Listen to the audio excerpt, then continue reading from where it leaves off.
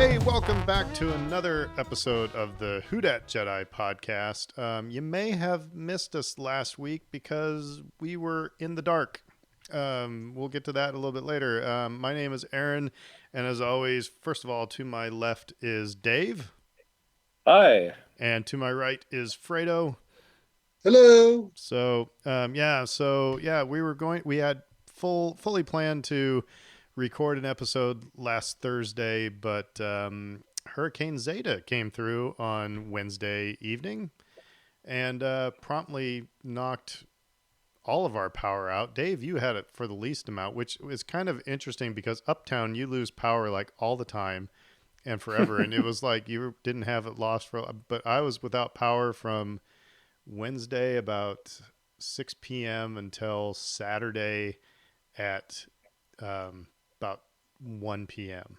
So it was like watching The Mandalorian was, in the dark living room on an iPad, hoping that, the cellular network, keeps up.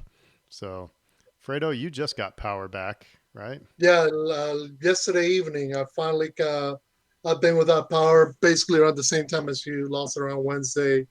I'd gone to help my folks out. They lost power. They got it back Saturday in the afternoon, but I didn't get back at my place till yesterday evening. So today's been the wonderful day of, hey, I don't have anything in the refrigerator to eat. Let's go get some stuff because everything had to get thrown out.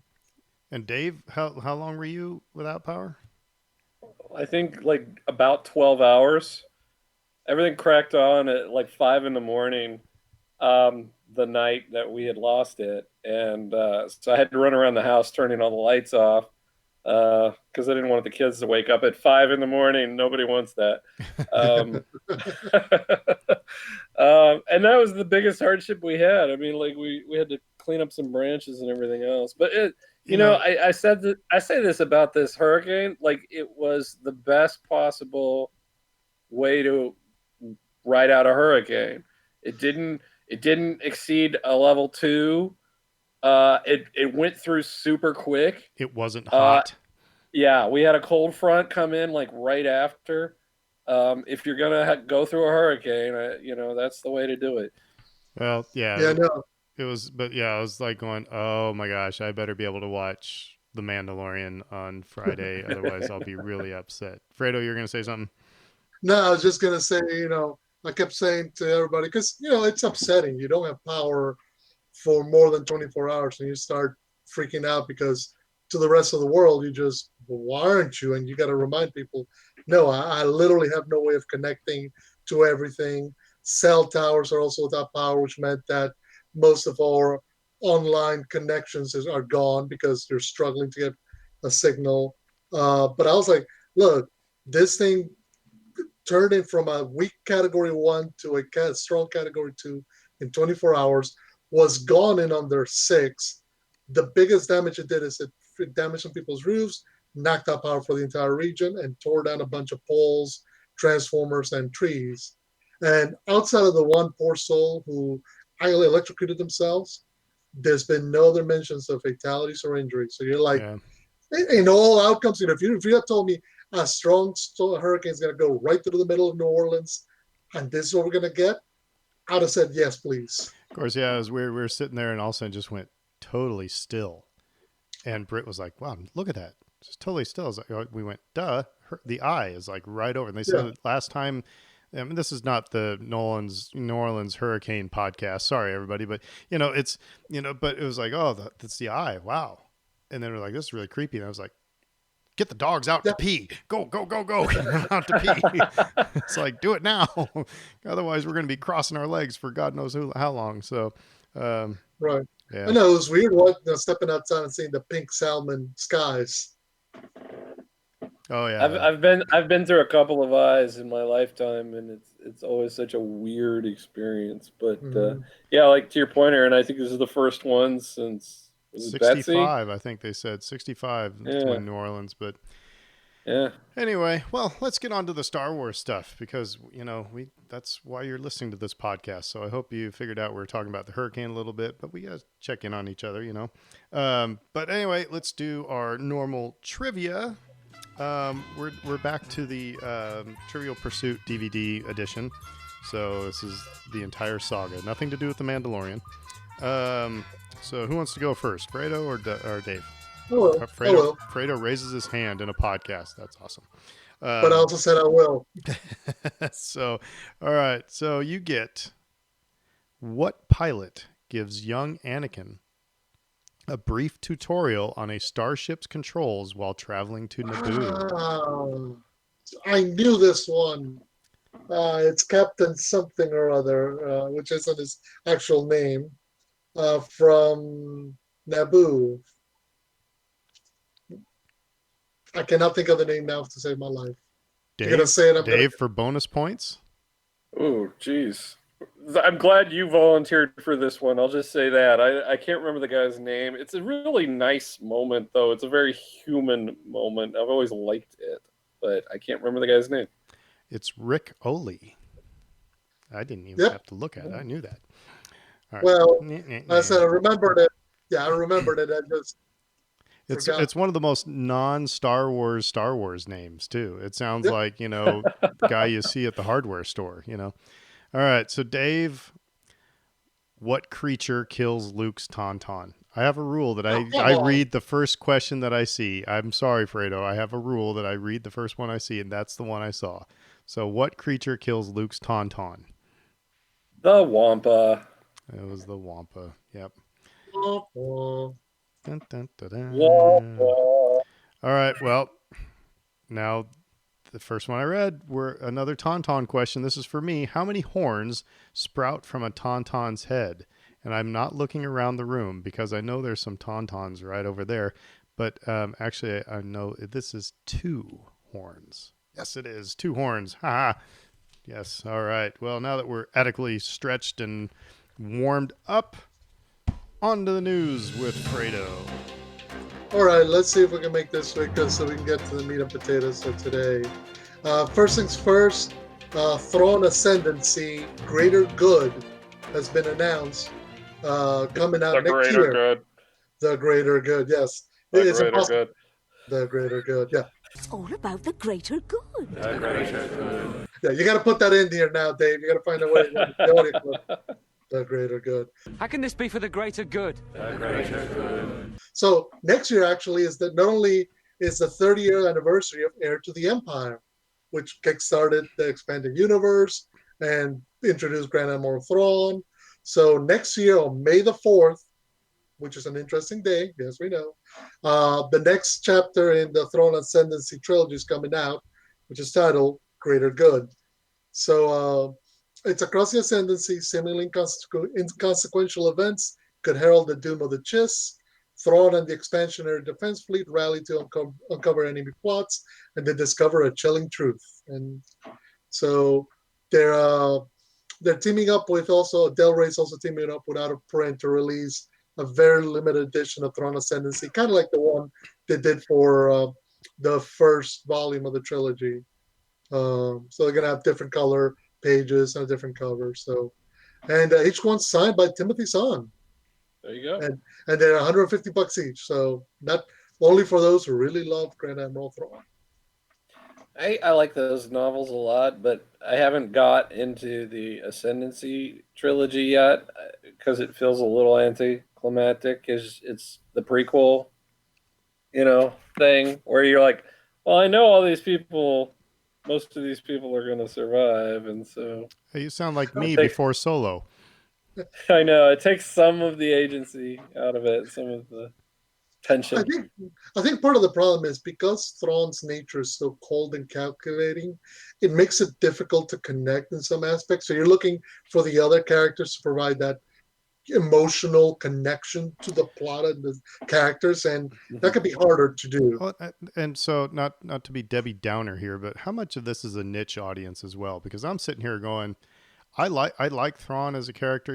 I liked him on Rebels. I've read a little bit of the original Zahn trilogy, but I could give a wampa's butt about a new Thrawn trilogy.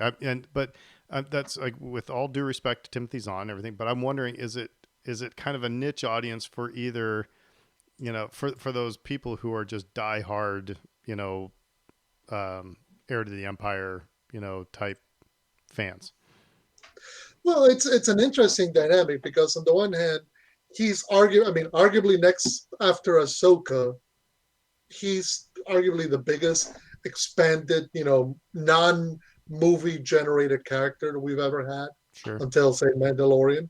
So there has been always an interest and an intrigue behind him. But I also recognize that you're right.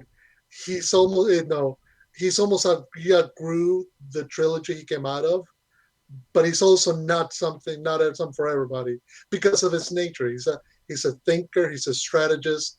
He's not the guy with the lightsaber, or with the cool armor flying across the galaxy. That's not him. All right, we got my son a little notebook that has Thrawn on the cover of it. So he needed a little like journal book to write in, so he did practice his French and etc. And it's got Thrawn on the cover, and I just thought that was so appropriate because he's like the thinker, he's the thinking character. So next bit of news, and actually this is less full news than more speculation and possibility. They were interviewing Felicity Jones in the Hollywood Reporter, and they got to the point about talking about Star Wars and Rogue One and Jyn Erso. And she says, and this is her quote, "I just keep saying that reincarnation is totally possible in the Star Wars universe. So I feel there's unfinished business for Jyn, Maul. for sure." and yeah, you never saw that, you never see the dead bodies. I think it would be fascinating to see her getting older, wiser, and fighting the dark forces in the universe, of which there are many, it seems. So sorry. What are the odds? Sorry, you dead. What odds do we put on this? Yeah. What are the odds? 0.001% chance something like that happens? You got the You see the other side of that scene, the white light goes right by, and then her and Cassian look at each other and go, "What was that?" Kind of like C.J. Gardner-Johnson getting hit in the game the other night. Well, no, the light's coming at them, and you see them fall into a sinkhole on the beach, and the light pops over them. No, Baby Yoda jumps out and puts a force field around them literally and saves them both. Yeah. Yeah, y'all got it all wrong. We're talking about cloning. She's been cloned. Her clone is the one that's in it. She is the daughter of one of the Empire's most brilliant scientists, and he has probably some genetic material of hers around someplace. And all right, we need to stop and move on to the next one. You're gonna make me mad. Okay, so speaking of bringing stuff back from the dead. They were interviewing Ron Howard on the movie podcast. Ron Howard died? What? Yeah, no. They're talking to Ron Howard on Lights, Camera, Barstool, and they ask him about the potential for Solo 2. So his quote is, "No rumblings, though, and this is not a spoiler or anything, but I think there's interest in those characters. I think there's interest in the gangster world somewhere down the line. You think? But I can assure you, there's nothing being developed right now for either a movie or Disney Plus. But one great thing is there has been a lot of affection shown for Solo, and so of course that keeps boding well for them to eventually turn it around." I come back to who died and made him Pope. I mean, it's like he is the director of Solo. I get it. We have not seen his contract. Maybe he does get right of first refusal. I understand those possibilities. That's what Fredo's he's looking at me like I'm going to shoot those arguments back. I get that. But he's not a Lucasfilm spokesperson. So for him to say, "I assure you that nothing is being done," it's like, well, okay. You don't know. I mean, right.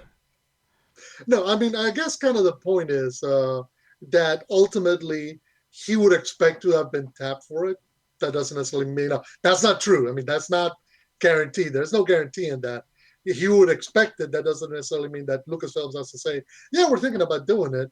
And I think more than anything, what he's touching upon is that there's been such a turnaround on the attitude of fans towards Solo that the idea of making a Solo 2 doesn't seem that far-fetched anymore.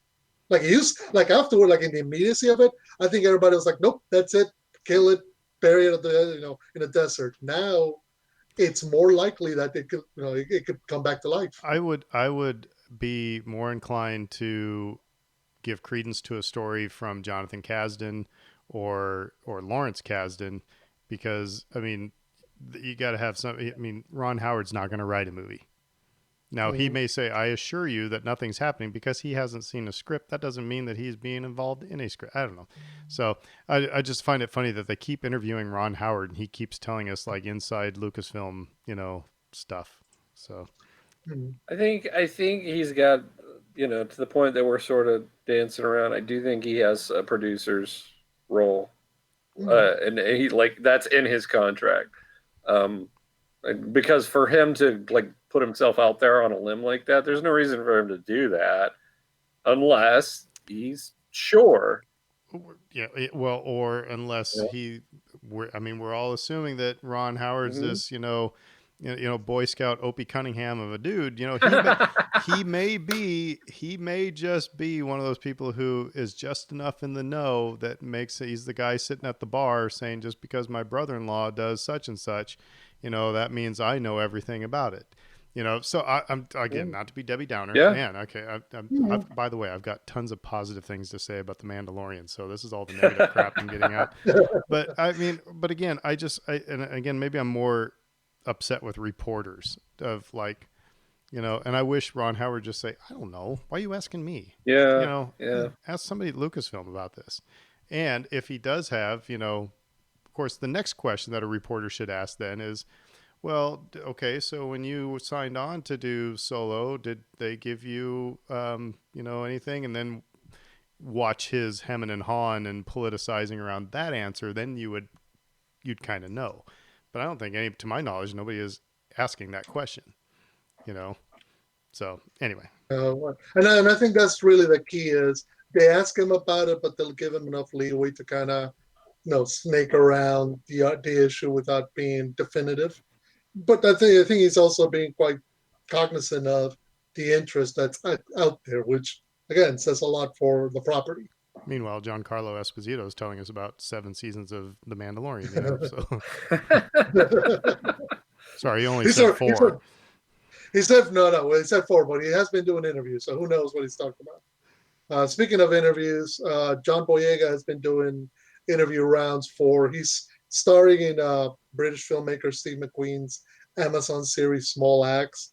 So he was being interviewed by the Hollywood Reporter for a story on kind of the year he's had, the project, and the topic got to Star Wars. He said that apparently a Disney executive reached out to him about his criticisms of Star Wars. And John said, look, this is his quote, there was a lot of explaining on their end in terms of the way they saw things. They gave me a chance also to explain what my experience was like. I'd hope that me being so open with my career at this stage will help the next man. Next guy wants to be assistant to DOP, producer. I hope the conversation is not such a taboo or elephant because someone just came and said it. So he's talking about, which, it's going to go to something else. Further interview, somebody asked him about going back to Star Wars. And he says, right now he considers himself retired from Star Wars. However, if somebody decided to do, say, an animated series with Colin Trevorrow's original story for Finn, he says he'd be okay with it. He says, quote, I'm a Mandalorian fan, so Lucasfilm is doing very well with their TV shows, and an animated show would be dope. We could do it from home. Yeah, I just want to remind him that he was the one who said, don't Disney Plus me. But anyway, I will say that I in my brain, I really hope that the conversation was not Disney saying, what the heck are you doing here, man? But I hope the conversation was, dude, talk to us about this. What's going on? Man, sorry, you're so mad. Why don't you please unload, and it was, just an honest, and beneficial conversation. I would like to think that's the way Lucasfilm Disney would address it. But it's very interesting that conversation actually happened. You don't hear about that. People badmouth their former employers all the time. You don't hear NFL, general managers, oh, former player, sit down. What's stressing you out here? But so I think it's kind of a neat story. So. Mm-hmm. I think it kind of indicates, first of all, that there's a recognition within Disney that the criticisms that John Boyega levied at them are not unfounded. And if nothing else, that it's something that they need to get in front of because being one of the biggest media corporations in the world, they definitely they want to have positive relationships with creators of all kinds, including creators of color, whether it's black people, indigenous, or whatever, race, creed, demographic, etc. So they definitely don't want to have that out and that be the image. That Disney's just we take care of the whites and everybody else they play second, second fiddle here. And it's having been through many parent teacher conferences and many, worked at a grocery store and behind the service counter. You're right what they said about getting in front of it and handling the situation correctly, because if somebody comes at you mad, the best thing you can do is to say, man, that must suck. I'm really sorry that you're feeling that way. Please explain to me what did I do to make you feel this way? And then that just brings them, it calms them. And it's like, all right, I'm not as mad at you anymore. I'm still mad about this thing, but I'm not, well, the way it happened, right. So they could have just let him keep going, but to just address it straight on, it was a pretty good move. Mm-hmm. I think part of the thing is also there's got to be a recognition from Lucasfilm that they are in a way tied to John Boyega. He was one of the faces of the sequel trilogy. Going forward, they're gonna want to have a positive relationship with him, with Oscar Isaac, with Kelly Marie Tran, with Daisy Ridley, with Adam Driver, because these guys and gals are going to be crucial for them in the future in some kind of way. I mean, we're just talking right now about a movie project that didn't do well in the box office, but now there's such a passion for it and make return in some kind of way. So Disney's also not dumb. They have to recognize we want to have a positive relationship with John Boyega if we ever want to bring Finn back. Yeah. Because you can't bring Finn and it be some other actor. Even if it's another black actor, you can't do that. All right. The dead air there says it all. Cool. So that's it in terms of the news. All right. Cool. So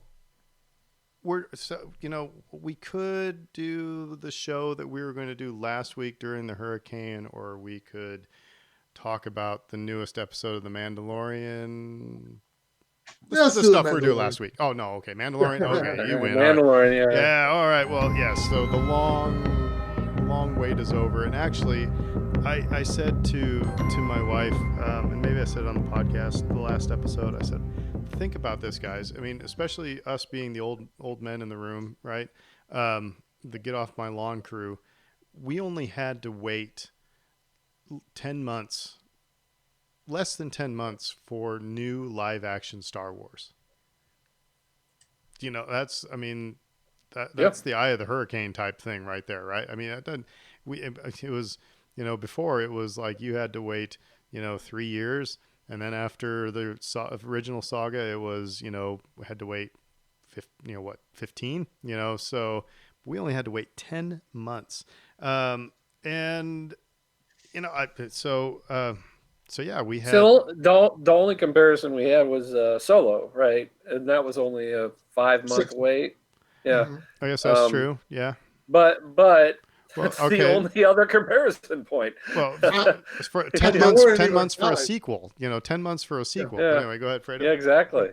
That's what I was going to say. And even in that case, Last Jedi and Solo were not tied together directly. Right. They were tangentially tied up. So let's just do a brief recap. This will be Aaron's Cliff's Notes of Chapter 9, The Marshal. So we start off with Mando and Baby Yoda walking through some dark streets with a lot of graffiti. We're not going to get into all the stuff that was on the graffiti and everything, but they end up going into Gromorian Fight Club and meeting up with the Cyclops dude that we've seen in the trailer. Voiced, it wasn't Jon Favreau, it was John Leguizamo. Yes. Yeah, we work with Jon Favreau on Chef, so that's how they know each other. So anyway, and so it's obviously some kingpin type thing, and what you've seen in the trailer is basically what you see. And so, but Mando ends up chasing him down. Mando says he's looking for other Mandalorians, and this guy really mainly just wants Beskar. So he's trying to, capture Mando and get his Beskar. But anyway, it turns around and Mando gets this guy, hangs him upside down by his feet, finds out that he knows of a Mandalorian on Tatooine. And so Mando leaves him to whatever creatures were, out there in the streets. And Baby Yoda and Mando are off to Tatooine, where we land in the same docking bay. And he gets a speeder bike from What's Her Bucket. But we do see R5D4. That was kind of cool. And but like I said, this is just the Cliff's Notes version. So he gets the speeder bike and he goes off to looking for Mos Pelgo, right? Because every town in Tatooine starts with Mos. It was kind of like when you were playing Star Wars, as a kid with your figures, the docking bay we all landed in all the time was what?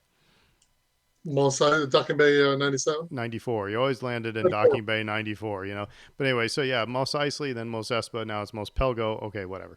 But anyway, so he's off to this little one-horse town and goes riding into town on his speeder bike. We get a great GIF moment of Baby Yoda with his ears flapping in the wind.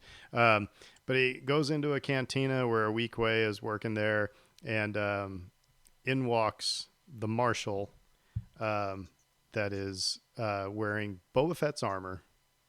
Sorry, spoiler alert. Should have said that up front. Oh well. But he's wearing Boba Fett's armor, and it is, as we kind of guessed, and we talked about in our speculation, it was Cobb Vanth.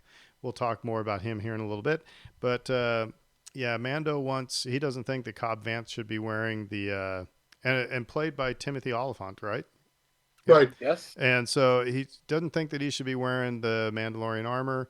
And so they strike a deal to that if they take care, if Mando helps him take care of the crate dragon that is causing all sorts of havoc around Mos Pelgo, then he'll give him the armor back. And so they end up getting an allegiance with the Tusken Raiders, who also want to take down the crate dragon.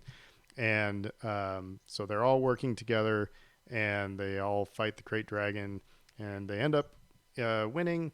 And Mando gets the Boba Fett armor and rides off into the sunset, and we'll talk about what happens next. That was, like I said, the Cliff's Notes. Did I miss anything, guys? Anything important that in the brief recap? Just the character that you're thinking of was Peli Motto. That's a Misedaris repairman, Docking Bay worker that befriends Mando. And it's got R5 and all the other little fixing up droids. Other than that, everything's good. So, initial reactions. Just again, don't have to go too in depth. I'll start out. I was actually, this is one of my favorite episodes actually of the previous 8, and now we're into the 9th. I thought the cinematography was great. I love this is packed full of references, and we'll talk about references a little bit. That was just like, it was just dripping with references, but not just Star Wars references. But again, it was, it felt like Star Wars, but something different. And it did feel like, Jon Favreau playing with action figures. This would be the scenario that you'd put together. Right. I dug the music actually. My wife brought it up. She said, at one point when he's riding through the desert, it does sound kind of like David Argenstone. If you've ever heard his stuff, this new agey sci-fi type stuff. But anyway, but I thought the music was good, especially when the Tuskens, they show the Tuskens riding, their Banthas single file, which was a great, nod to, a throwaway line from A New Hope. But the music there, it reminded me of like Lawrence of Arabia, the old, Ludwig went in a different, more like symphonic sound than what he typically did in the first season. My only criticism is that the plot is very, very similar to when they're taking down the ATST. You know, the only thing that's different is that instead of training a bunch of people, you just have to learn how to work together. So, but I mean, that's not the overall goal of the episode. So, I thought it was great, and we'll get into more reasons why here in a little bit. But Dave, what was your initial reactions? I'd agree. Yeah, the series. If you want to complain about this episode being redundant with some of the thematic elements of the giant creature and helping the townspeople against the giant creature, because this has happened a couple of times in season one. Actually, the episode with the egg uh, was a riff on this, and then the episode you talked about with the giant ATST. They've gone back to the well a couple of times, but I think they didn't ever do it quite as well as they did it here. And I really appreciated the direction they took this story, kind of continuing some of those loose threads from season one that we've talked about, and the introduction of Cobb Vanth, Cobb Vanth, I should say, who was just wonderful in this. This was just for me, and I think we'll get into the cameo at the end, and what all that means at the end of our show. But to me, this was a very appropriate episode in terms of expanding the mythos and not doing it in a way that hurts the show. Off the top of my head, I think what I liked the most of the show was that this episode is that it felt like a natural continuation of the story. All the elements from, it leans heavily into those Western movie elements that we know that are heavily present in Star Wars.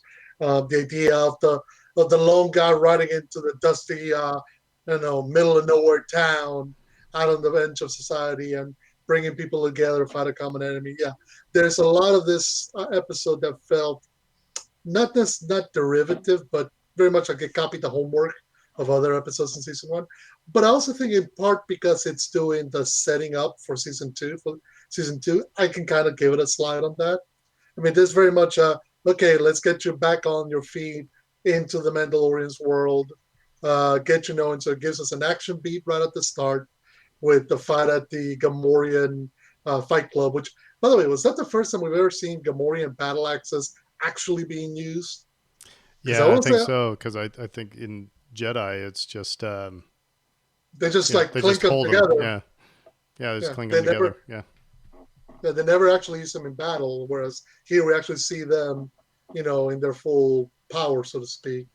Overall, I enjoyed it. I enjoyed the presence of Cobb Vanth. He acted as a good foil for Mando. Some of the stuff.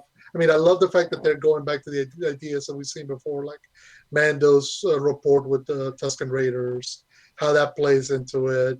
It doesn't answer some questions we've had since season one, but we'll get into that. So, but overall, I enjoyed it.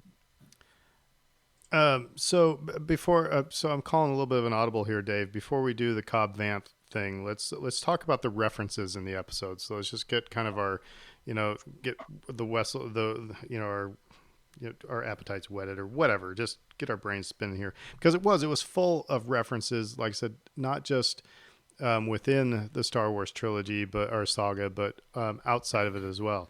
Obviously, we had the spaghetti western. This was, you could have seen Clint Eastwood on the speeder bike.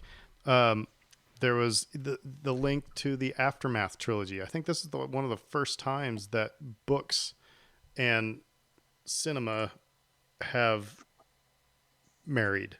I mean, that usually it seems like books just get decanonized, if we can use that phrase in this reference. But because Cobb Vanth is comes from the Aftermath trilogy.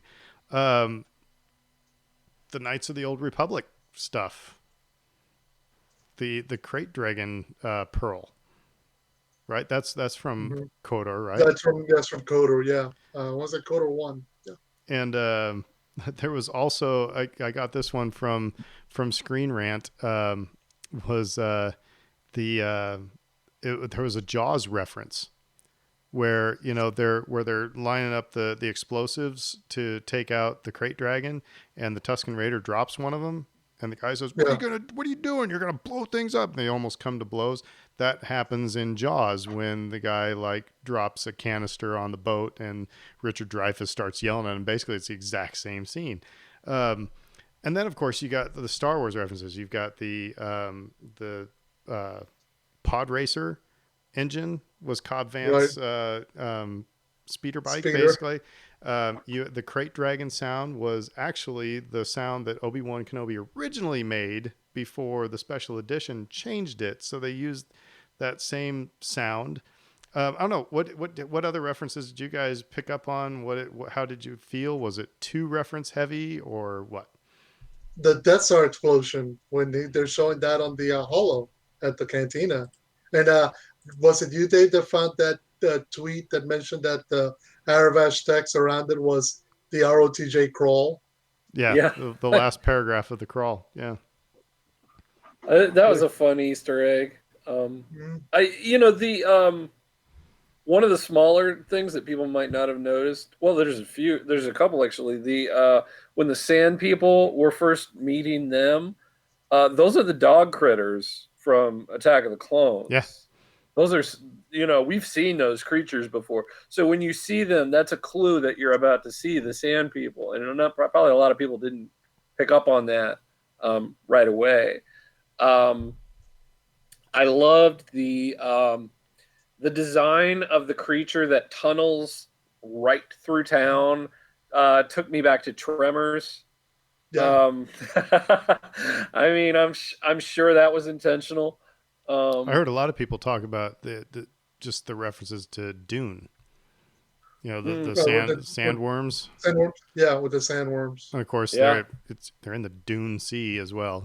But anyway, keep going, Dave. One, one other one for me, it was one of my favorite things, and you probably picked up on this if you're, obsessive about the original trilogy like we are. But there's a callback to Return of the Jedi when Mando hits Vance's jetpack Yes. to send him flying through the air, just like Han Solo did to Boba Fett to knock him into the Sarlacc pit. So there's just like this really neat ryming in that. Yeah, and it was intentional. It was intentional. Yeah. Well, I mean, I love the fact that even during the speech, when they mention an abandoned Sarlacc pit, and it immediately made me think, is that the same Sarlacc pit from Return of the Jedi? And I went, I think it is. The one that Great Dragon makes a home in. Yeah. I didn't think of that at the time, but yeah. Watching it the second time, be the same one. Yeah, watching it the second time, I kind of went because it leads into the spoiler for the end. But I was thinking, oh, so that's how. Okay. So what's neat about the Mandalorian's really doing it, but the sequel trilogy started to do it as actually in The Last Jedi when Luke starts making references to the prequels. But we're now starting to see the filmmakers and the showmakers, like I said, bring everybody into the fold. It's not just about the Holy Trilogy. It's about it's about everything. Like I said, when you're throwing in, like you said, Dave, the prequel references with the Sand People dogs, the original trilogy stuff with the as Tuscans always ride single file, or the jetpack thing. But then also, like I said, the books. And you're even going to start getting into the cartoon stuff if Sabine Wren is, in this, and Ahsoka as well. So I like that it's now saying that we're all part of the same universe. Whereas it felt like you had your book universe, you had your animated universe, and you had your cinematic universe. So you're really starting to see them pay homage to all that. And of course, Filoni's involved in all of it. So, kind of bringing all the threads together. Yeah, I mean, they're doing what I think they wanted to do in The Rise of Skywalker, but kind of failed at. You know, so it's like I said, it's just making us all feel like part of the same universe. Um, so we you know, and then of course, like I said, it's the Western stuff was just even down to the spittoon and Baby Yoda hiding in the spittoon. You know, it was awesome. Um, Mhm. so the new character that we got in this was Cobb Vanth. And here's where I was surprised. I think I asked in our speculation show, I said, do you think they're going to have some big blockbuster, you know, surprise like that Baby Yoda stuff? I'm actually quite surprised at how much they put in this first episode. I kind of thought the Mm-hmm. first episode would be, you know, okay, you're at Tatooine. It's like, okay, yeah, I've heard of him. I've seen somebody wear armor like that. I think he's over there. And then he runs into things. And at the very end, you might see a shadow of Boba Fett's. Nope. It's like 5 minutes into the show. There's Boba Fett's armor. And he takes off the helmet. And he says, I'm Cobb Vanth. And it's like, okay, guess we're going here. So, and loved this character. It was, I mean, it was, and I know Timothy Oliphant was in Deadwood, but it was so cowboy. You know, it was just so cowboy. He even had the old Texas drawl or whatever. He's like, you know, let's get some spotchka and let's talk this thing out, you know. But I just felt like I was watching Tombstone in, you know, Star Wars. Like I said, great character. And by the way, I have to say that he had awesome hair. So I want Cobb Vanth's hair, but anyway, Even with the helmet. and I know.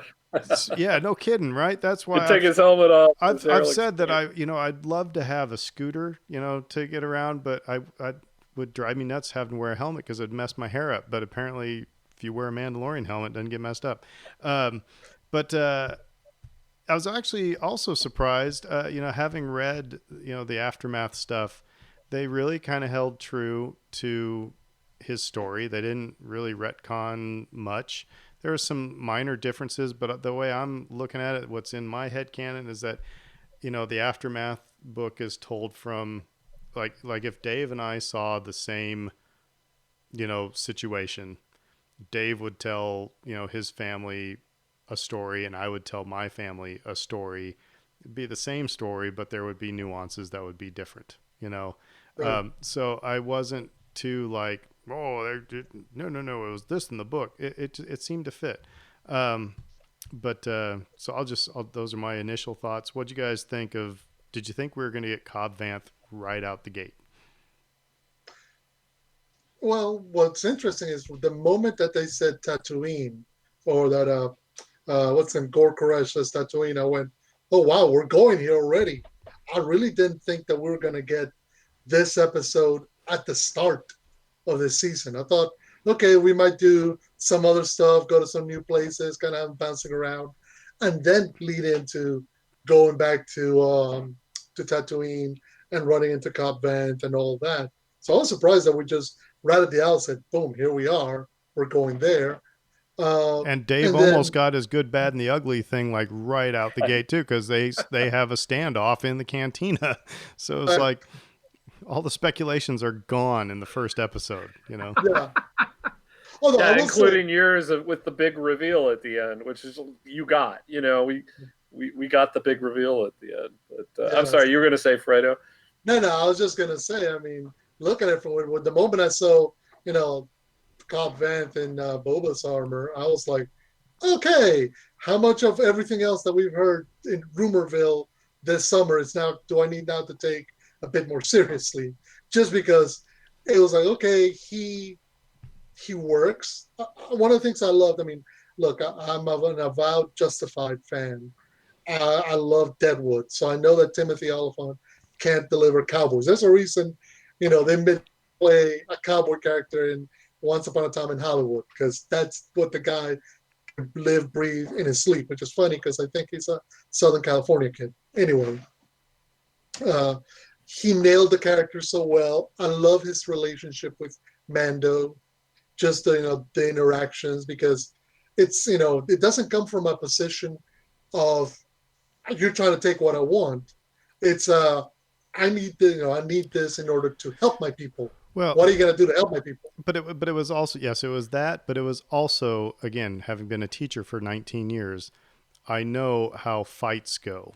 When Mm-hmm. two guys square off in the hall, they size each other up and they realize, all right, this guy's he's going to be able to whoop my butt.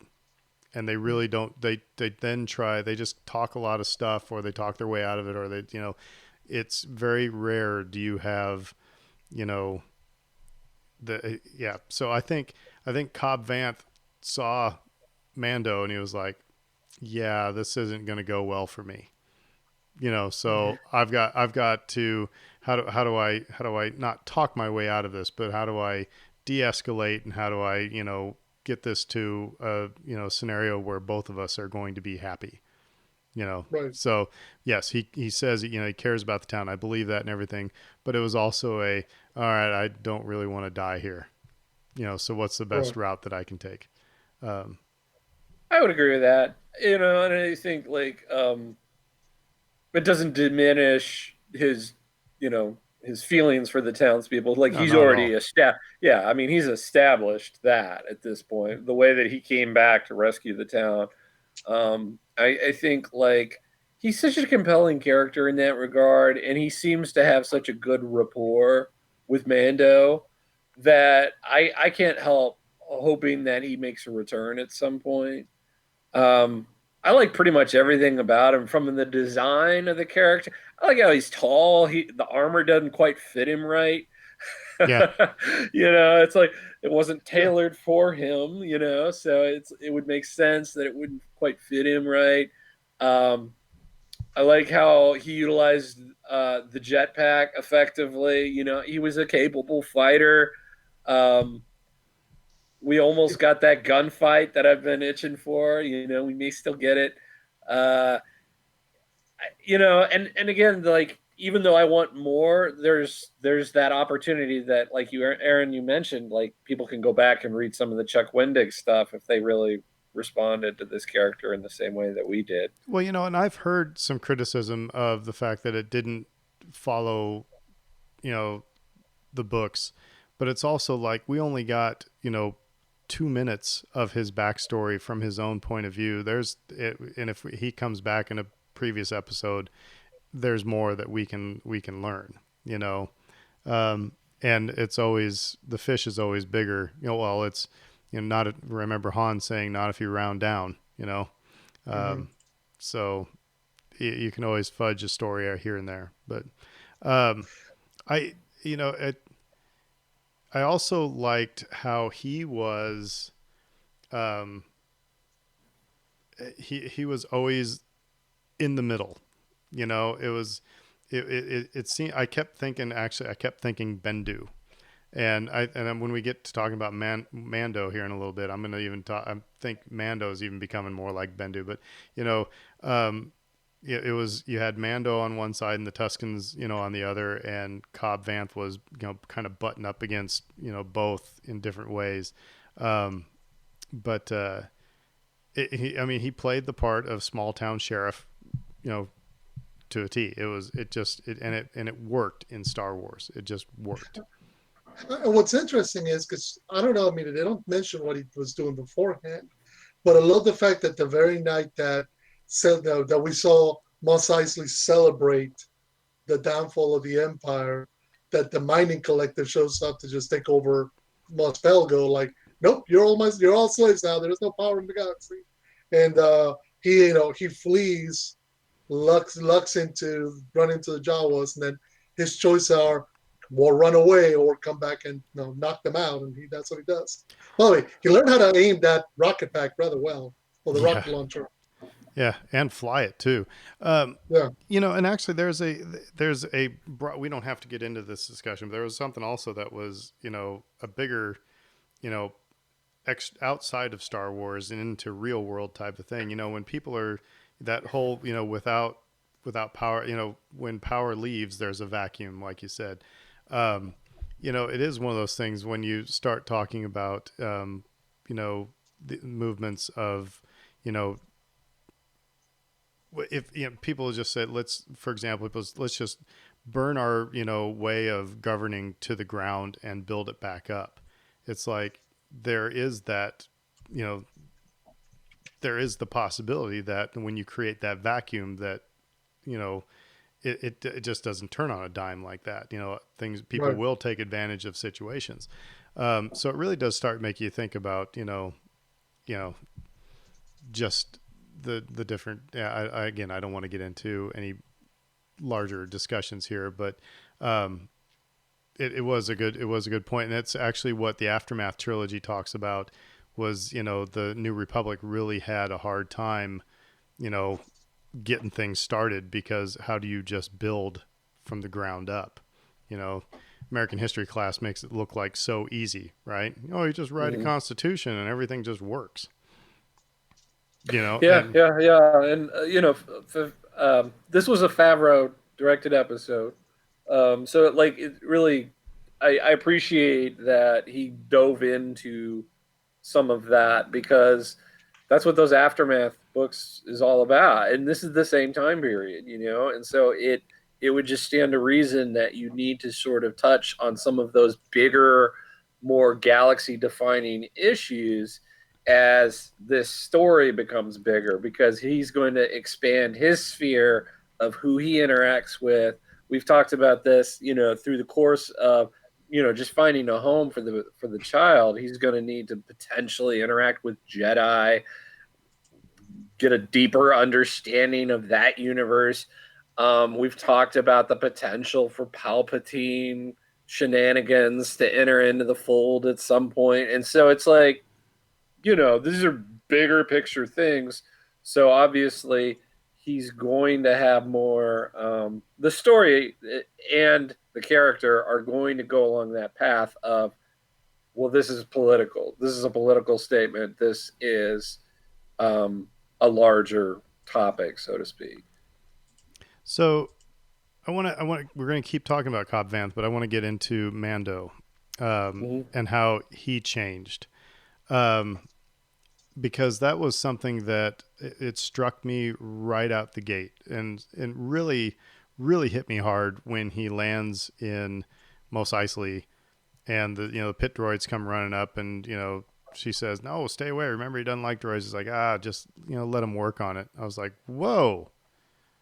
I was like, oh yeah, okay, well yeah, that what happened with IG-11, has started to change his paradigm of droids and how he feels about droids.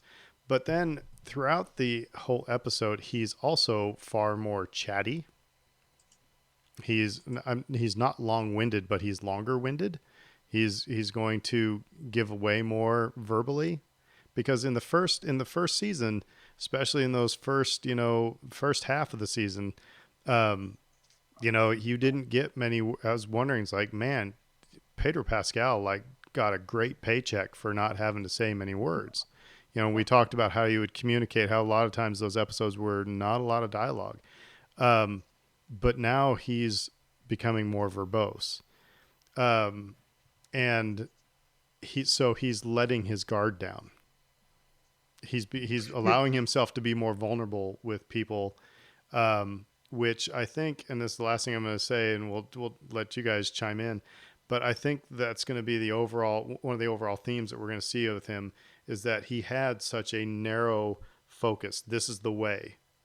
And I think he's going to start seeing that, especially if he's going to come into contact with other Mandalorians who take off their helmet, who, might be this, that, or the other, or he's going to hear, from one person that Jedi are, evil and kill my father, and he's going to run into a Jedi and find out that they're not so bad of people. I think he's going to start develop his own, idea of what it means to be a Mandalorian. And so he's going to be more of that Bendu, more in the middle. It's not just all this, it's not all that. It's, a mixture of both. But he's definitely changed a bunch in one episode. Right. I think, yeah, one thing I would say about that too is there you can like look at his pursuit of Boba's armor in a couple of different ways, right? Um, he he comes out to Tatooine looking for connection with a Mandalorian. He does not encounter a Mandalorian. He wants that armor. So you can read into that a couple of different ways. One way you can read into it is he's still obsessed with this concept of the armor and of protecting himself and of sort of connecting to the Mandalorian culture um, through that as well. You know, like this is what defines him because we've talked about how he was essentially adopted. That little detail we got in season one, he wasn't a Mandalorian by blood, and so for him, it's always kind of a proving ground, kind of a thing for him to just embrace this strict, hard line, really tight, narrow view of what a Mandalorian can be, right? Um, but then what you're saying, Aaron, is exactly right. We've seen him grow as a person, and I think there's kind of a yin, there's like a push and a pull on his character in this way. It's like he's trying to hold on to this very narrow concept of what he could or should be, and Baby Yoda is pulling him out of that. And you know, I really one of the theories that I bandied about before last week, our last episode, was that there may be a potential conflict of interest for him at some point, um, and I'm wondering if we've already seen it in the opening scene of this chapter. Um, he puts the child at potential risk chasing a lead that we're not sure means anything. He's like, I'm trying to find other Mandalorians. Well, what makes you think that finding other Mandalorians will help you find the origin of the child or where the child needs to go? And he says it's because of the network and all this, you know, but it's like for me it doesn't really pass the smell test. And so I'm thinking he's kind of telling himself what he wants to hear with that. And I think like at some point it may come back to bite him in the butt. Yeah, I think that's an interesting. I mean, and you both spoke about it to the dynamic that's present. He's no longer the character we met in chapter one. He has shifted his way of dealing and looking at the world because he was very much a stark black and white, you pay me, I do this, I don't care kind of character. His interactions with Baby Yoda have brought into him relationships beyond just the covert with the Mandalorian, where, you know, he didn't standing there what we saw in chapter three. We saw that, you know, the other Mandalorians didn't quite necessarily look, you know, treat him with any respect or any kind of way. Whereas people like Grief Karga, Cara Dune, IG-11, Queel, the people he's run around everywhere, look at him and go, wow, he's a Mandalorian. You know, we got to, you know, treat him a different kind of way. And he's also looking for ways to talk his way out of situations instead of just blasting. Like, it's an interesting moment when Bob Van, the Tusken Raider, are yelling at each other because they're two people who've shed each other's blood. And Mando's response is, okay, let me turn on the flamethrower, scare everybody down, and remind everybody that they need to work together. I don't know that Mando in season one, chapter one, does any of that. But I think the character that we've seen go through this journey does, and that's changing him. So it'll be interesting to see how further the presence of Baby Yoda and all these other relationships shifts his dynamic. Well, yeah, like I said, I come back to if what Fredo you were saying earlier is like, okay, so do we give any credence to these other rumors that we, you know, heard and we report on? Like I said, if we let's say we're going to see Katie Sackhoff as Bo-Katan. We're going to see Sasha Banks as Sabine Wren. You know, we're going to revisit the fact that the Mandalorians are clans, and they're different rules for different, you know, and different ideas of what a Mandalorian is. And really, I kind of liken it to, it's almost like he's, you know, mom and dad always take us to church, and we're of a certain religion, you know, most of us, or whoever it's, and then when we get old enough, we start making our own decisions. It's like, yeah, I don't really buy into this, but I buy into this over here, or my spiritual journey is taking me over this way. And that's what he's doing now, because it seems like he's been in that one covert forever, and now that's not there. And so he's starting to, you know, discover what within himself, what does it mean to be a Mandalorian? And I think that is just, I think that's going to be the intriguing story. And I think also from a, you know, another perspective, it's going to give them an out for him to take off his helmet so people can actually see Pedro Pascal later on in the season. Anyway. Right.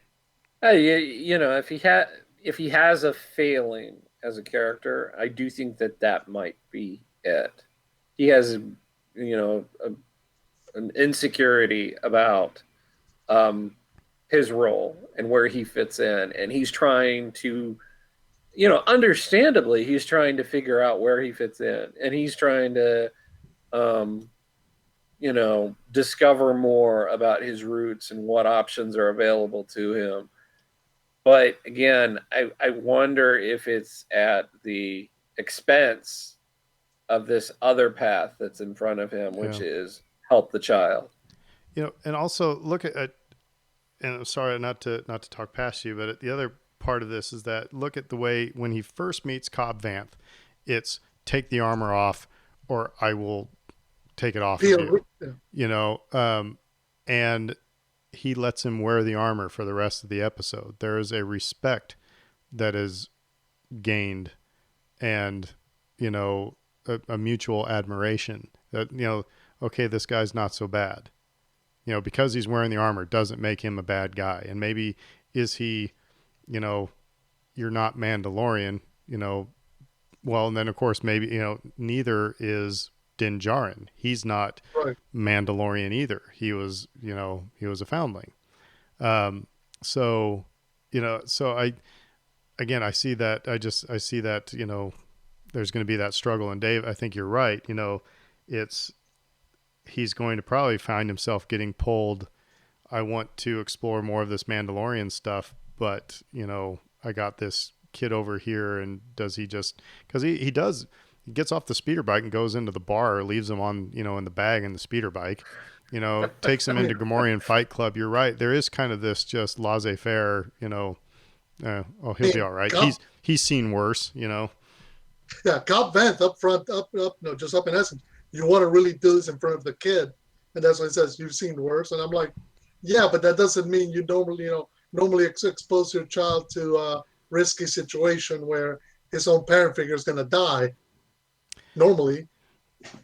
So let's shift a little bit. Let's talk some Tusken Raiders.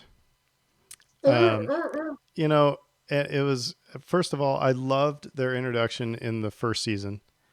And I love the fact that, you know, they used American Sign Language and all that. Actually, just to correct you, that was deaf actor Troy Kotsur created Tusken Sign Language. Well, I mean, yeah, it's based on American Sign Language, but in the first, yeah, basically. You know, but anyway, from what my wife said, you know, after we've watched the episode a couple times, she says, I really like how they've saved the Tusken Raiders.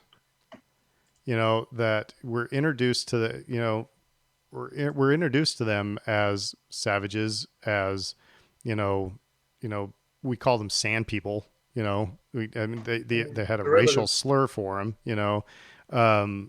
It was, you know, even in the prequels, then, you know, those Tuskens walk like men, but they're, you know, animals, and Anakin and I slaughtered them like animals, you know. So and we're seeing, I mean, let's get back to the Western motif. This was, you know,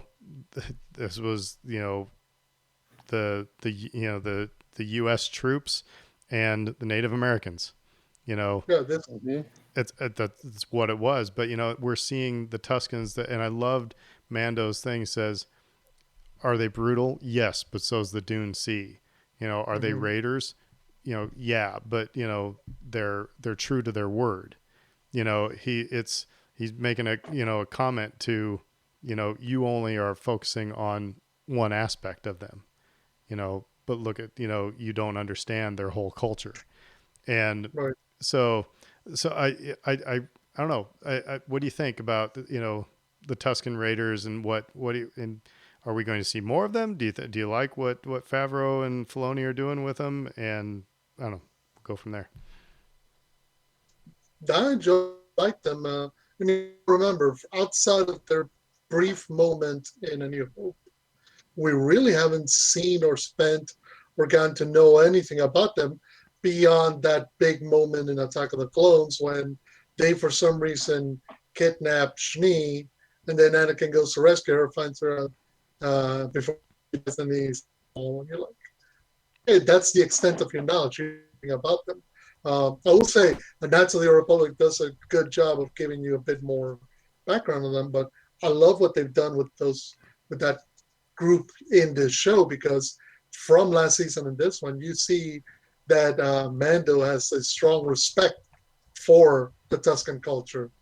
He knows that they're not pleasant. He knows that they're tough, brutal people, but as he says, they need to be that way to live in such a harsh climate. And as long as you recognize what their culture does and says, and you respect their ways, it's interesting. He says they're not going to break the peace. They're not going to be the ones to break the peace. It's going to be one of you who's going to break the peace. Talking to the most Belgo people. Well, and it's from Batman Begins. What he says: you always fear what you don't understand. And there's also the quote is like, if we were judged on our worst day, we judged the Tuscan Raiders from the get-go from how they attacked Luke. They attacked Luke. They must be bad. These are bad guys. Right. Right. And so we all fell into that trap in 1977. 77. So I don't know, Dave, how do you feel about how they're using Tuscan Raiders in this show? Yeah, I think this is direct. The hero with 1,000 faces. We talk about that. How these are themes and stories that you can see over and over and over and over again in various cultures. But for me, when I see the Sand People, I immediately think of Native Americans because that's the story that's nearest and dearest to my heart. As a fan of American history and what we have experienced in this country. And so watching old Westerns and everything else, I think, so that's the easiest correlation for me to make. And for me to make that correlation, and then see them as mindless brutes or described in that way, I've always felt that was very easily unfair and not indicative of what their people truly were. Mm-hmm.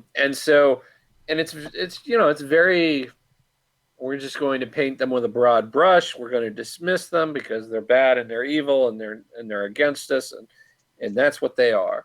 And it's not it's never that simple, and that's not the way that things are. And I really like that we're getting more confirmation of that now. Like you spoke to Brittany's reaction of it. It's like you're rescuing these characters in a way, because I think it was always under the surface that there was more there. I think it was implied. Like, these people they're not, strictly speaking, savage. They're not evil. But we never really got any sort of on-film confirmation of that. Yeah. And so it's really good that for a lot of people, again, it's not spelled out and it's not shown. So like it's open to interpretation. You can look at them as being that. It's like, well, they're very justified in saying that they're mindless creatures, um, and I always think like that's missing the point, and that was always missing the point from the very beginning. But we didn't have confirmation of that. We didn't have, well, but we clear example. We always sided with the people we liked because Star Wars has always been a morality tale. Right. Yep. It's always been a morality tale. But we always saw, Anakin. They killed his mom, so he was right in slaughtering all of them. It's like, well, obviously, the Tusken Raiders have, they're protective of their land, and of their region. So did Shmi go, wandering in without, their blessing, really? You know what I mean? I'm not saying she deserved to be tortured and killed and everything like that, but there's always more to that story. So like I said, and I love the fact that the Mandalorian is telling us this, this morality tale to when you have, and I'm going to come out and say this, when you have Black Lives Matter and you have people who are, anti-Black Lives Matter. And it's like, check your white privilege at the door, because you're missing out. You don't understand, where they're coming from. You're not listening to them. You're not trying to be empathetic in the least bit, and you're dismissing them by co-opting their phrase, or you're dismissing their message, or, their feelings or anything by, coming up with your, by just saying that they deserve this, they deserve that, or blah, blah, blah. So, I think they were speaking directly to those divisions that we have right now, so. Yeah. I mean, absolutely. But I'll also say, like, again, these are space Westerns. And so, like, if you want to look for those sorts of connections as well, they're really easy. I did think of the ending of Blazing Saddles as well. It's like, it's like, yeah, I forgot to mention that earlier. I had that thought. We'll give land to blank and blank. But we don't want the Irish. Yeah, I mean, yeah, you do it for Randolph Scott. Randolph Scott. Yeah. Well, the other thing is, like we talked about in those other episodes, with this theme of banding the people together to defeat the common foe, like the Three Amigos reference. Yeah. Like we haven't made that yet. But like for this aspect of it, and like talking about the Sand People, and in particular, like what happened in Attack of the Clones and how that influences everything else that we think about them. People should check out The Searchers, which, yes. That's an old Western from the 50s. John Ford, a child is abducted by Comanches, and now your moral compass is broken. That's essentially that movie. And, take from that what you will. But, it's easy to demonize people who you don't interact with regularly. So now I'll just say that. I said if I had one criticism of this episode, it was the fact that it seemed really similar to, when they had to take on the ATST in the first season. And so now I'm going to say that, I mean, that's my one criticism, but it's a lame criticism, because it's one of if I have a problem with any other, people who are recapping these episodes, it's like, if that was their chief complaint and they just lived on that, it's like, after watching the first season, you have to be thinking the long game, that you can't think episode to episode. If you think, what was the goal of this episode? Okay, Mando needed to see Boba Fett's armor and had to lead us to this cameo that we're going to talk about in a second. I mean, that's really what was going on here. is, they just, and so the rest of it is just, we need some sort of thing for them to do. And, I have a feeling, the Tusken Raiders are going to come back, because that was a chief part of this episode. But it was also about, like I said, Mando figuring out, kind of coming to his own in his own identity. But anyway, it's like you can't criticize this episode for being like another one. It's can't call it a filler episode. Something, it's going to lead us somewhere longer game.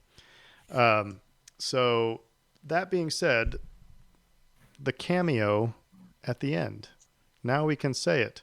So, and everybody probably already knows it, but as I was actually really shocked by this. I mean, because we got to the end of the episode and it was just riding off, and then all of a sudden you see a Tusken Raider, and it's like, he's not wearing his little, Tusken face mask. What's up with this? And then turns around and it's Tamura Morrison. And he's actually credited at the end of the episode as well. They gave him credit for, turning around and walking towards the camera.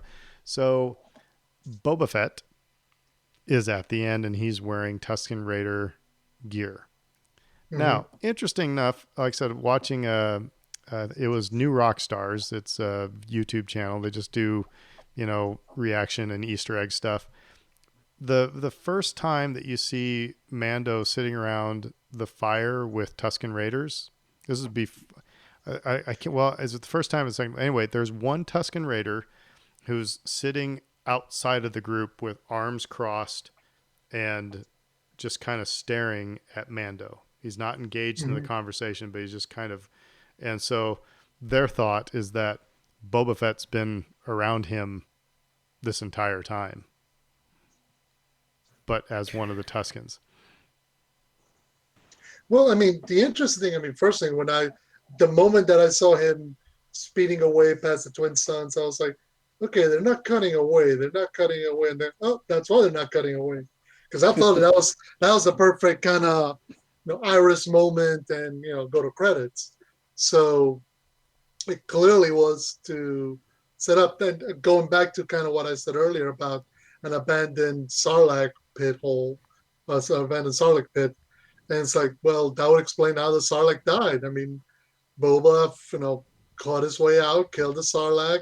Great Dragon found a dead Sarlacc, just ate it, and then decided to make its home there. But the idea is, because what's interesting is this, I wonder, you got to start wondering, how did the armor come off of him? Did he cast it down? Did the Jawas rip it off of him? Did he trade it for whatever, or has he been searching for it? Could the Sarlacc not digest Beskar? Right, because it's been intonated now. I mean, from the opening scene, we know that Beskar is highly valuable, highly prized, and we know that it can withstand more blaster fire. So there's reasons for it. So it makes you wonder, how did Boba and his armor come to be a part? There's a lot of questions.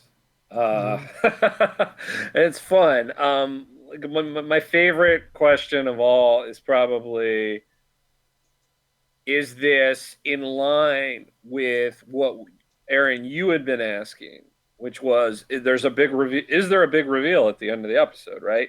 Well, yeah, we have that question answered. But in the case of Baby Yoda, that dictated the direction of the entire series for the next 8 episodes. Is this a very similar sort of reveal? Is Boba Fett going to play a big role over the course of season 2? Like, that's the biggest question in my mind. There's a lot of other stuff, like, where's he been? Why is he hanging out with Tuskens? Why is he looking kind of chunky? What happened to Slave One?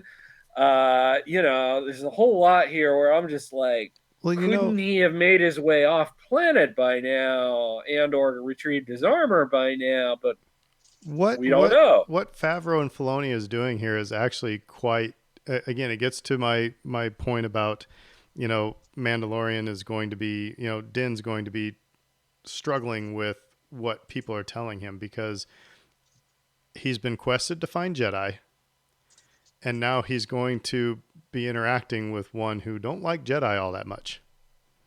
Right. You know, But also, because a Jedi killed, like I said, Jedi killed his daddy.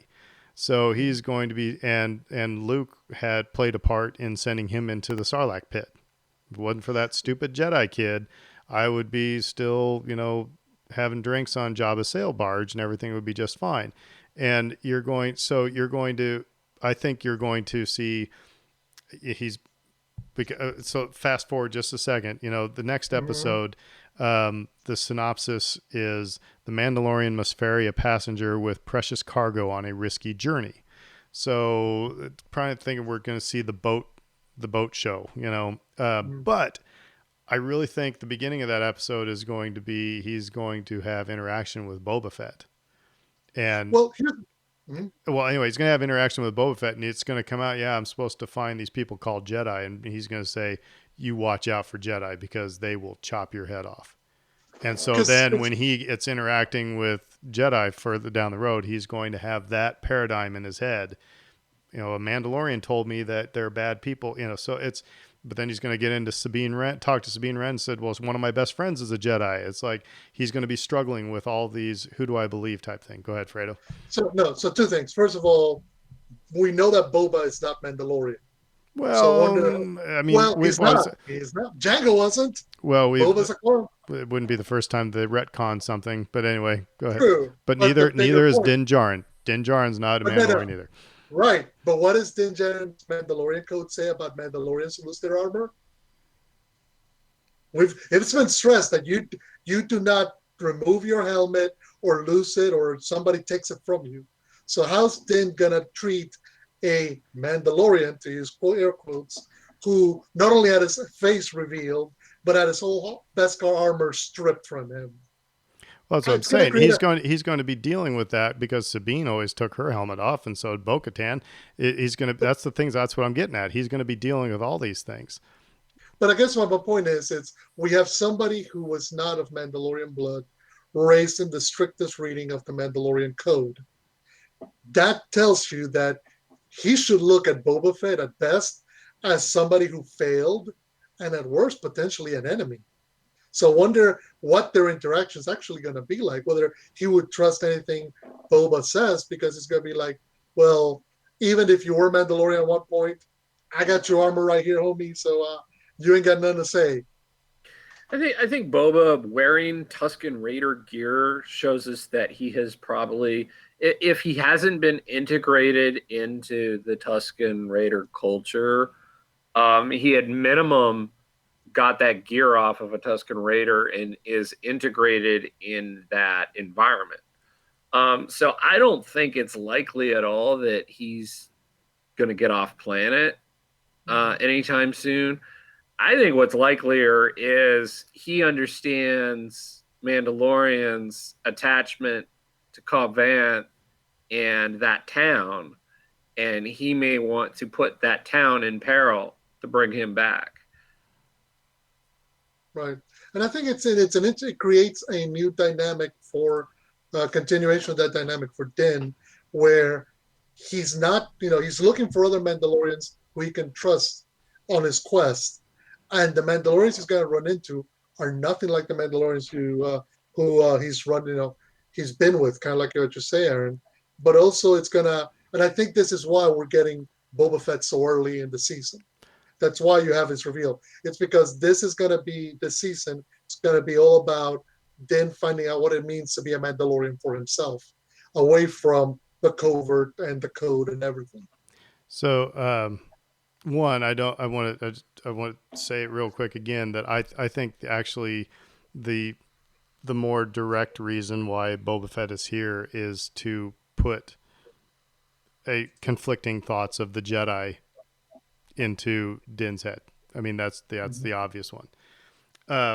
But so now that we've seen Boba Fett, let's go back to the gunslinger. Do we still think that is Boba Fett at the end of that?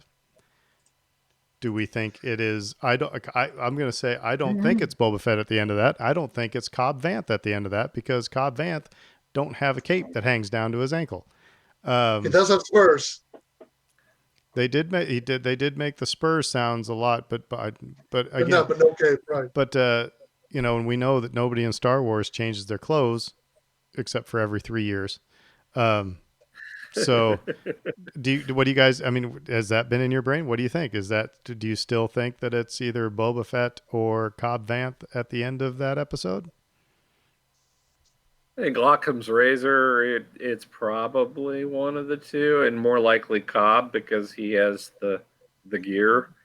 And like you said, Boba Fett is rocking Sand People gear at this point. So, of course, as soon as I say that, I don't think it's Cobb Vanth anymore. Cobb Vanth also didn't act all that surprised to see the Mandalorian. he did not. Yeah, he did not act surprised. He was really quick to say, "All right, let's just sit down. Let's have some spotchka." I mean, yeah, I mean, cool customer, sure, but he didn't say like, there was no panic or like, what the hell are you doing here? It's almost like he saw him coming. So could have been Cobb Vanth, but I don't know. Fredo? No, I think realistically, looking at it, I don't think it's Cobb Vanth. Put it that way. And I'm less certain that it was Boba Fett. So it creates a dynamic of who it could have been. And it brings us back to your favorite guy. Exactly. Bane. Which, again, but no, we did, the episode cuts before Din has left Tatooine. So if you want to bring him up, he might be the pet we're talking about for chapter 10. Upset alert. It was Bosk.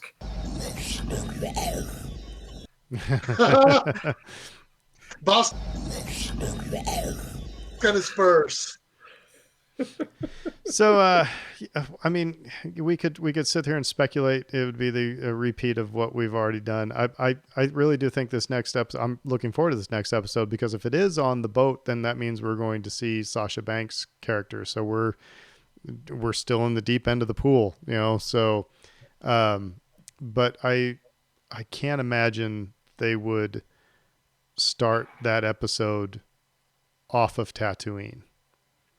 I have a feeling that the first part of it will be, again, there will be some interaction with Boba Fett, because he's got to get, there's got to be a connection to another Mandalorian.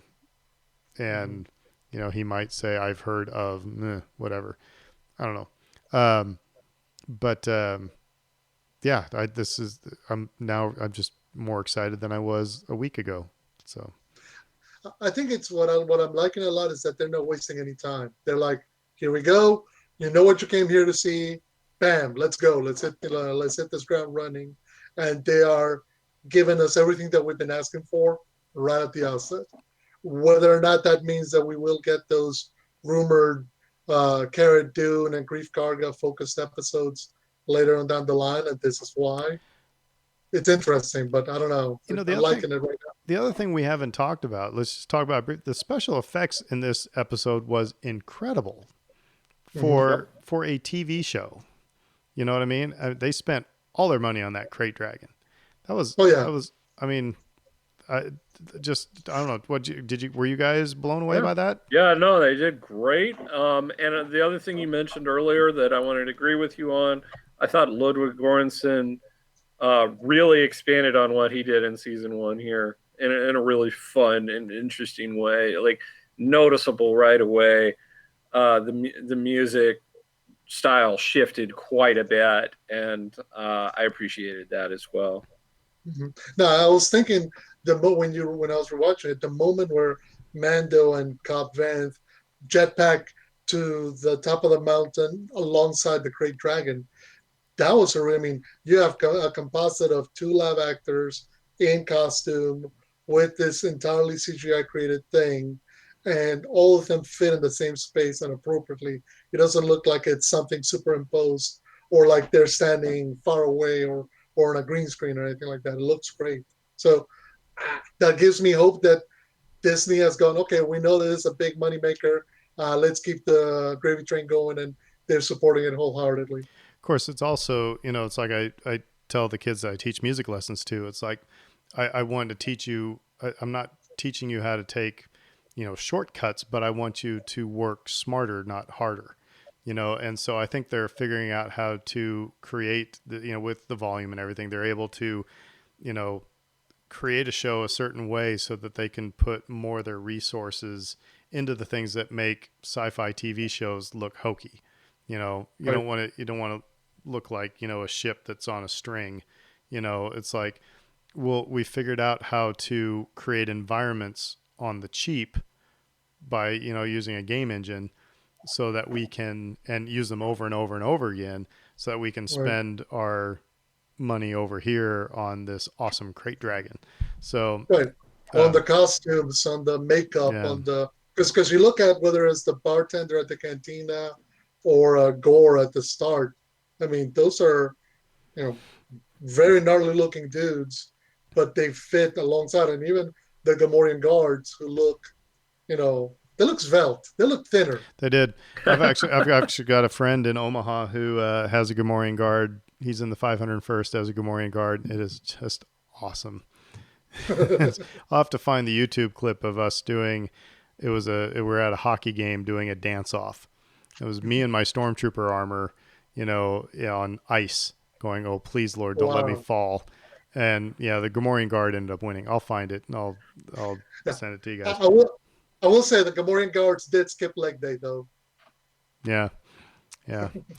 So I don't know. Final thoughts. Can I ask you guys before we go, the Knights of the Old Republic? I never played it.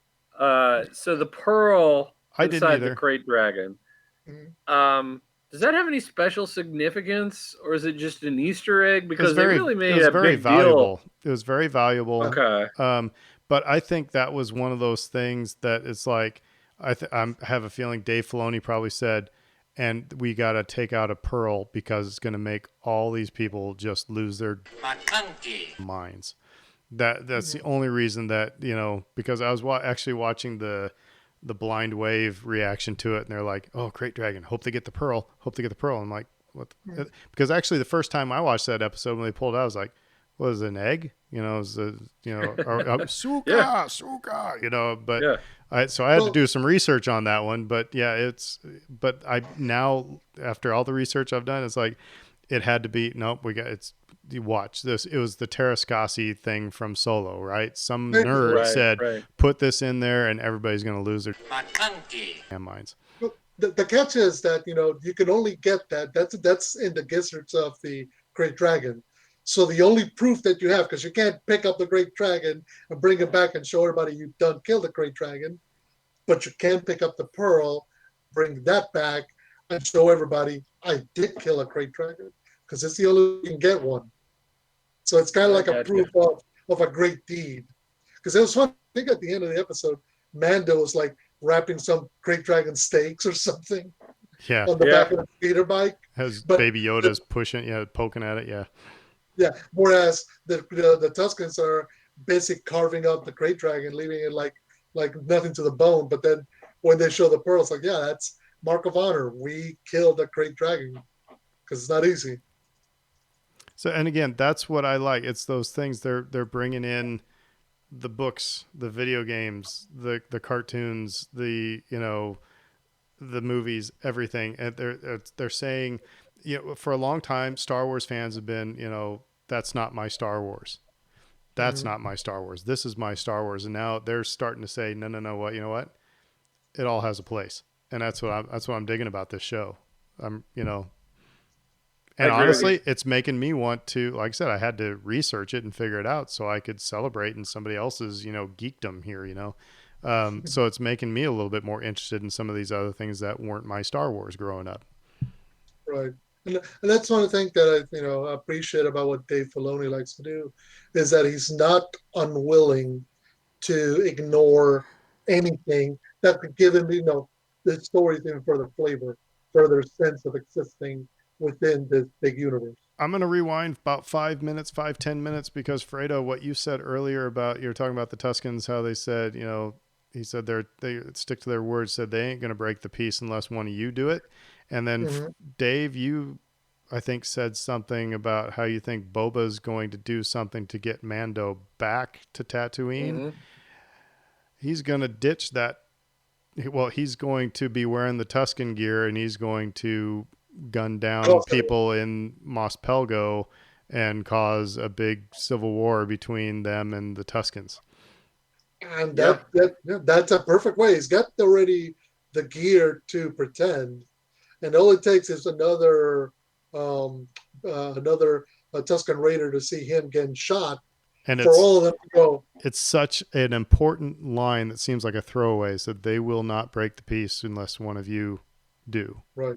Do it first. Right. So either Boba Fett's going to look like a villager and take out a Tusken, or he's going to do something. Yeah, he's going to play some shenanigans. Sorry, totally rewound there for a second, but no, it actually makes a ton of sense. Well, that's my one for the day. So on that, just want to remind you that you can find our podcast. We have a new place where you can find our podcast, right? Because it's been Podbean, it's been Google Podcasts, it's been Apple Podcasts, and Dave, now we are on Spotify. Yes. And we are also on TuneIn, which is the Alexa thing. So you can find us on Spotify. You can find us on TuneIn.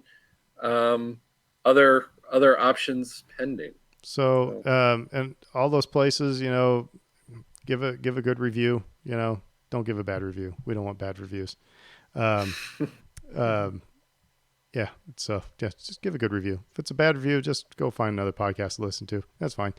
Or you can give us suggestions on how we can improve, but make sure they're, productive. Anyway, but you can also find us on social media. Three of us have, I think probably two or more active than the other. I'm not all that active. I just post pictures of my dog. But we do like to talk Star Wars. And then you can find us on Twitter. You can find us on Facebook. Please interact with us. It's a nice diversion from an otherwise boring day. But until then, this Sunday we've got Tampa Bay, and Tampa Bay looks very vulnerable after the Giants almost made them cry last night. We watched that entire game because they almost beat them. Oh my goodness. So they're very vulnerable. So go Saints. But other than that, I guess we'll leave it at who dat. And everybody have a great, safe week, and we'll see you later. McConkey.